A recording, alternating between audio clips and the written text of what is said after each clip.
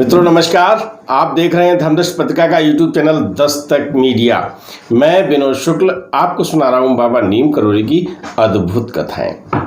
अद्भुत कथाओं की श्रृंखला में महाराज जी भक्त की छोटी सी छोटी परेशानी, आपको मैंने एक कथा सुनाई थी कि बात भी करवाई थी मैंने उनसे कि उनको चाहे बहुत बड़ी समस्या हो या बहुत छोटी समस्या हो, कहाँ ले जाते हैं? महाराज जी की अदालत में। महाराज जी जाना है और उनके पुत्र और पुत्री के रिश्तों की कुछ बात थी, उन्होंने उन्हीं की अदालत में रखी और काम हो गया। और एक दिन रात में उनके सिर में दर्द हुआ तो उन्होंने विक्स की डिबिया जो ढूंढी, दर्दनाशक जो होती है, और वो मिली नहीं।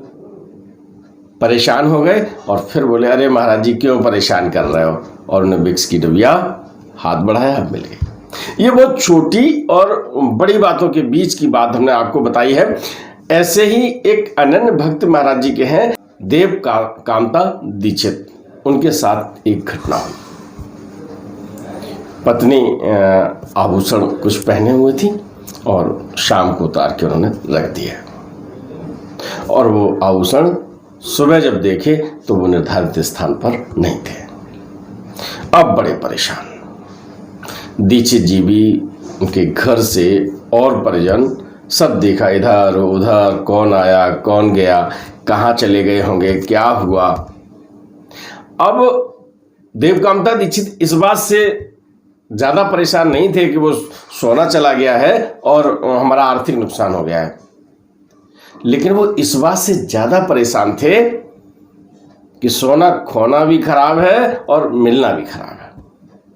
बताते हैं लोग, मानते हैं, हम नहीं जानते हैं कि सोना जो है अगर कहीं आपको गिरा हुआ मिल जाए, कहीं पड़ा हुआ मिल जाए तो अशुभ संकेत है ये, और आपका सोना खो जाए तो ये भी अशुभ संकेत माना जाता है। मैं नहीं मानता लेकिन कथा में आया है इसलिए मैं आपको बता रहा हूं। मैं तो ये कहता हूं कि न भैया सोना खोए और न सोना मिले। अब वो परेशान है और बस सोचते हैं पता नहीं कौन सी अनहोनी होनी है। देर शाम तक ढूंढते रहे। शाम को दोनों लोग फिर सोने चले जाते हैं और सोते समय प्रार्थना करते हैं कि महाराज जी सोना मिल जाए तो ठीक है, न मिल जाए तो ठीक है, कुछ अनहोनी जो हो जाएगी क्योंकि सोना खो चुका है तो उससे बचा लीजिएगा। महाराज जी स्वप्न में उनसे कहते हैं, अरे भाई अपना सोना देखो जाके कहाँ रखा था। और श्रीमती जो दीक्षित हैं वो जग जाती हैं। प्रातः की बेला में उन्होंने ये सपना देखा और वो उठी और जहाँ पर रखती थी अनायास वहीं जाके देखा उनके आभूषण वहाँ पर रखे हुए थे।